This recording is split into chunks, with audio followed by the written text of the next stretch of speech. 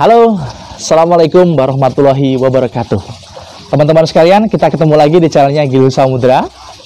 Nah, baiklah teman-teman sekalian, melalui video ini saya akan kembali membagikan informasi yang sangat penting untuk teman-teman sekalian. Tentunya masih seputar dunia hipnosis dan pengembangan diri. Nah, baiklah teman-teman sekalian, bicara tentang ilmu hipnosis, tentunya mungkin di luar sana banyak teman-teman yang masih awam, tentunya yang baru melihat channel Gilu Samudra. Apa sih sebenarnya hipnosis? Bagaimana sih hipnotis itu bisa terjadi gitu. Nah, maka dari itu simak sampai dengan selesai. Akan saya kupas bagaimana sih hipnotis itu bisa terjadi.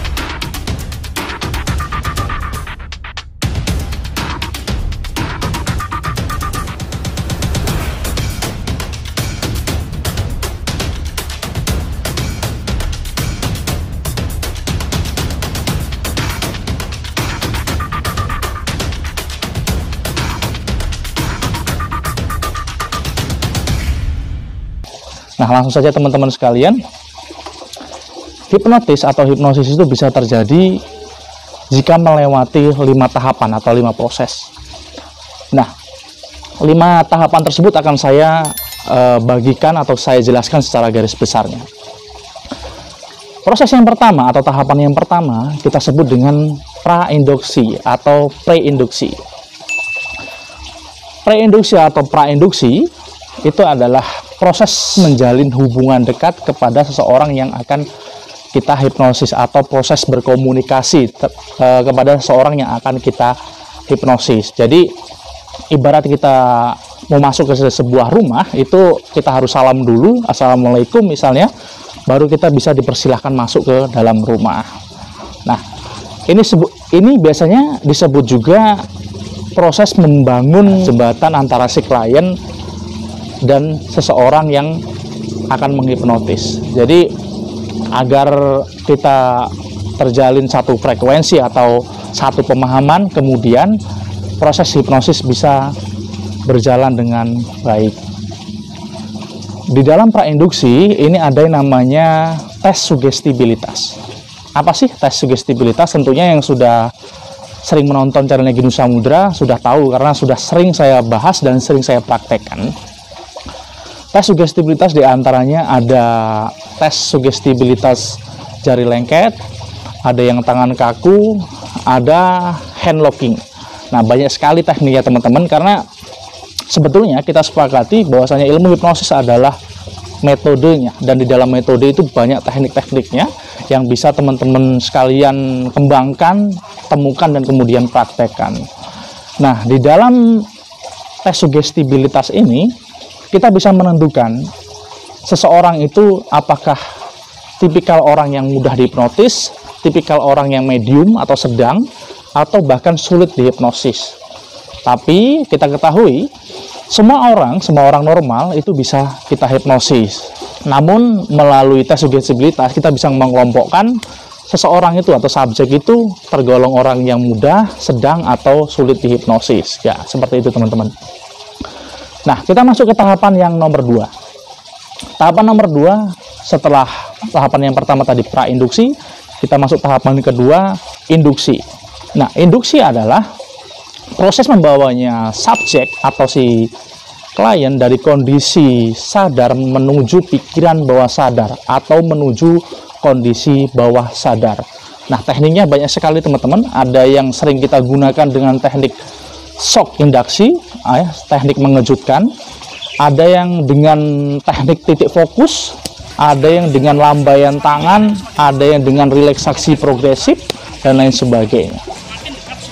Nah, ketika seseorang sudah masuki tahapan yang kedua, yaitu induksi atau kondisi tidur hipnotik, ya, kondisi tidur hipnotik. Nah, kemudian kita bawa untuk proses yang selanjutnya, yaitu deepening. Apa sih deepening? Deepening adalah proses pendalaman. Proses pendalaman adalah proses membawa si klien ini untuk masuk ke kondisi hipnosis yang lebih dalam, atau bahasa mudahnya ketika seorang tidur agar lebih lelap lagi tidurnya. Tentunya tidur di sini adalah tidur hipnotik yang beda dengan tidur normal gitu ya. Nah, setelah dipening, nah dipening yang biasa sering digunakan, yang umum digunakan adalah dengan cara menghitung. Misalnya, saya akan menghitung dari angka 5 sampai dengan angka 1. Setiap hitungannya akan membuat Anda semakin nyaman, semakin rileks, dan semakin lelap. Ya, semakin nyaman, semakin rileks, dan semakin lelap. Nah, kira-kira seperti itu. Nah, ketika seseorang sudah dipening, sudah masuk kondisi hipnosis yang lebih dalam, kemudian kita masuk proses yang selanjutnya, yaitu proses pemberian sugesti. Nah, proses yang keempat ini adalah proses pemberian sugesti. Sugesti, apa sih pengertian sugesti? Sugesti adalah saran atau perintah yang diberikan seseorang hipnotis kepada seorang klien atau subjek.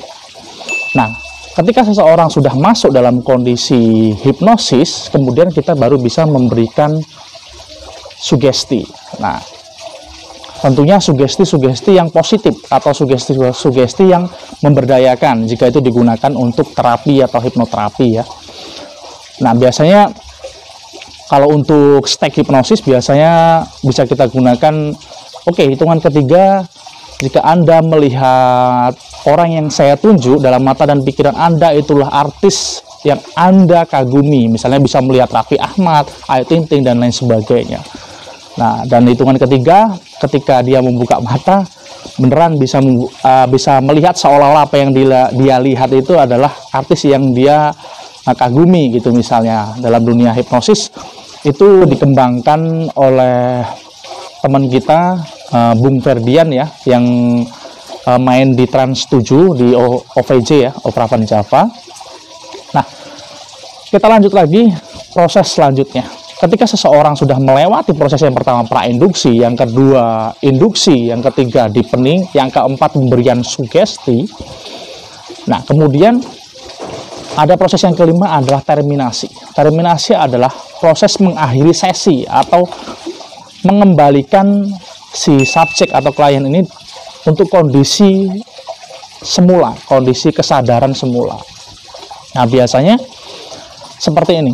Saya akan menghitung dari angka 1 sampai dengan 5, hitungan kelima nanti Anda akan terbangun dalam kondisi yang lebih segar lagi, dalam kondisi yang lebih ceria, dalam kondisi yang sangat menyenangkan.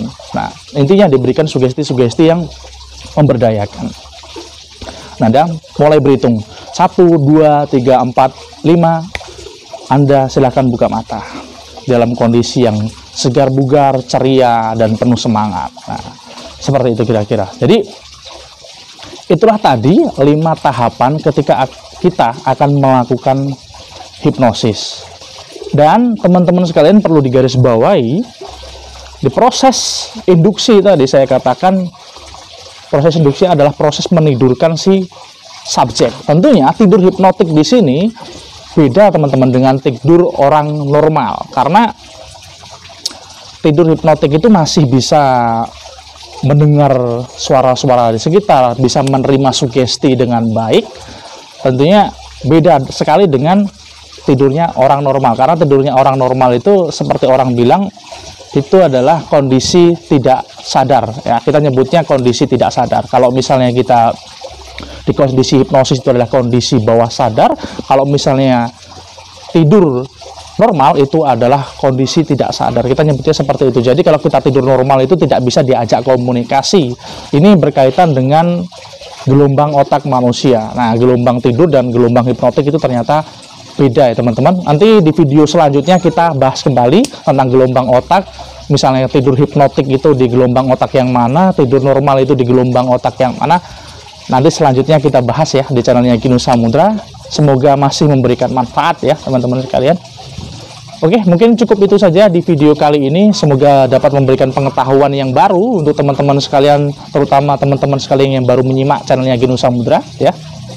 Jangan lupa subscribe dan tekan tombol loncengnya agar bisa terus menerima informasi yang penting, tentunya masih tentang dunia hipnosis di channelnya Ginu Samudra.